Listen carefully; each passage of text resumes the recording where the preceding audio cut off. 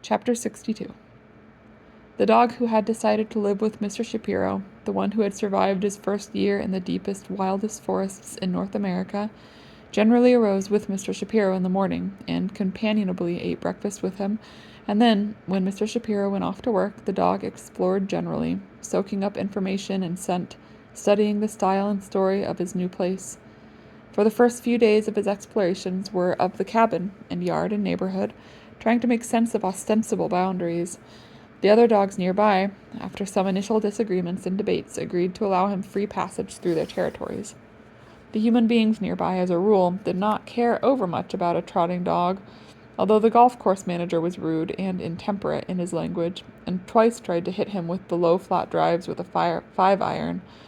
The 2 adult coyotes who lived not far from the right field fence at the high school were afraid of him and went to ground at his approach. And it was only one testy raven who ever harassed him on a regular basis. The dog thought more than once that he might catch and eat that damned raven, more on principle than from hunger. But the conflict was resolved one morning when the dog actually did catch the raven, who had come an inch too close and pinned it to the ground with both of his front paws and communicated in clear and relatively patient fashion that he had no particular problem with ravens individually or collectively or as a species, and any raven that had a problem with him was mistaken in that belief and imprisoned in a misguided concept, and that further harassment was a poor idea from every conceivable angle, and that henceforth he would expect, as the raven could expect, not quite friendship as much as something like a truce or a polite neutrality or an agreement not to disagree. The raven understood and expressed something like an apology. As the dog thought later, the raven's apology could not be said to have been delivered with anything like what you would call grace, but it had been genuine, insofar as he could tell, and certainly the raven did not afterwards dive upon or otherwise harass or badger the dog, or fly off to recruit his or her companions for a confrontation in numbers. So it was that the dog began to fit into his new community, and by subsequently avoiding the greens on the golf course, he found himself for the first time in his life not subject to attack. A refreshing state of affairs. As Mr. Shapiro said later, the first condition for substantive and nutritious relationships is the safety and security of all parties concerned, after which denser webs may be woven. And the denser the webs among beings, said Mr. Shapiro to the dog, the less likely a breach of the peace. Could that be the case? The thicker the threads, the less likely their sundering? The dog, curled on his chair, considered all the cases he knew of sudden violence between and among mates and partners and tribes and packs, but he refrained from comment, aware that his experience was not comprehensive of all possibilities.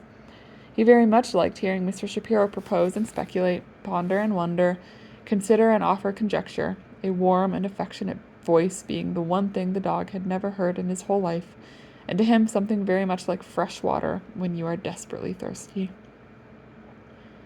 Cadence weighed herself one morning, and she had lost 8 pounds. The vice president of the senior class asked her out that afternoon after seeing her at the store. She said yes. Dave said no when she told him. She said she would make her own decisions about whom to date or not date, thank you very much. Dave said that he was under the impression that they had a special relationship. Cadence said that yes, they did, but that did not mean that she could not date whomever she liked. Dave said that the only reason the vice president had asked her out was that she was skinnier.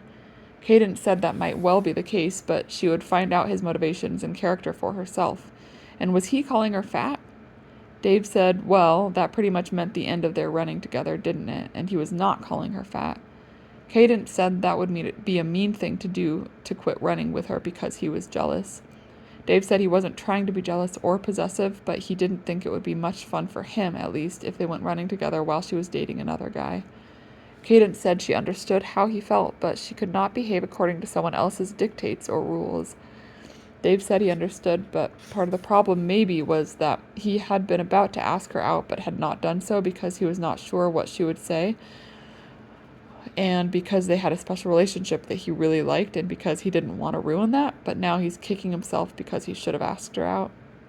Cadence said she understood, but that even if he had asked her out, she would have accepted the invitation from the vice president because she was not ready to be dating only one person at the present time. Dave said actually he was ready to be dating only one person at the present time, and he had rather hoped it would be her. Cadence did not say anything, but Dave could hear what he thought was crying on the telephone, And then Cadence said, "I have to go now, and maybe we should take a few days off before we talk again, okay?"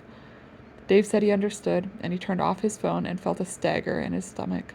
His mom and dad and Maria were out, and he packed 2 sandwiches and 2 bottles of water and left a note on the table that he was in the woods and would be back for dinner, and he stepped outside and walked upriver and vanished into the woods.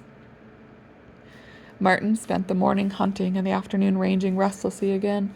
He could feel the imminent change in seasons. He could smell it. He saw it everywhere he looked. Vine maple past its brilliant autumnal color, the last berries shriveled on browning bushes, geese and cranes croaking overhead, the elk finishing the rut and settling into their winter clans and companies, school buses on the highway, the ebbing of summer tourists. Soon the weasels and hares would turn white, and the bears would lumber into their winter bunks and barracks, and the snow would fall. A flurry or two at first, and then the first steady snows, and then the deluge. Up and up he went, drawn by some inchoate urge to be above the forest in the last brilliant bit of summer. He skirted the lodge cautiously. Even with fewer tourists, there were always human animals in the woods and trails near it, pressing their faces or bodies together, holding bottles and cans to their mouths, sleeping, reading, chanting aloud, clanking and clambering along the trails, raising waist-high dust clouds, trampling the little asters and clearings in sunny spots. But they were easily avoided, and none of the human animals near the lodge appeared to have weapons or traps that he could see. Even so, he was never less than cautious near the lodge, even when he occasionally used the back wall along the outdoor swimming pool as a shortcut toward his pillar stone. He could leap from the pool wall into a line of towering pines, and so save a long detour around the ski lift, a contraption he did not like and avoided whenever possible. He used the pool wall this time, waiting patiently until the 2 women in the pool had retreated into the lodge, and he leapt up into the pines, energized by their sharp, rude smell. He ran happily through the familiar trails on their canopies. The pines were close enough together in their procession that he easily slipped from one to the next. One person saw him flowing through the trees quicker than a cat, more sure-footed than a squirrel, utterly comfortable in his body and his milieu with the moment. The 3rd chef, who happened to look out a window at just the instant Marten casually leapt from one tree to another, a chasm of about 8 feet. A single instant in the unimaginably long history of the mountain and of Marten and of men, but not one the chef ever forgot. And not because it was the one glimpse of a Marten he would ever have in his relatively short life, but because of the sheer confident, wild, soaring grace of the animal, the way it absolutely knew where it was and where it was going, the way it belonged there in a way no man or state or country claiming possession ever quite could. That imprinted itself mightily on the chef's mind, and curiously, it was an image that came back to him often, especially when he was half awake in the morning, not sure if he was dreaming. He would see the creature again suspended in the air, a splash of golden brown against the bright green pines and startling blue air and gleaming snowfield. Once or twice he even tried to paint what he had seen, but there was something missing, some verve and zest, and almost humor. And besides, his mother made fun of his attempts, laughing in that awful wheezing cackle, so that she could hardly get her cigarette going, laughing at him so bitterly that he crumpled up the paper and stuffed it in his pocket and slammed the door of the trailer behind him as he left.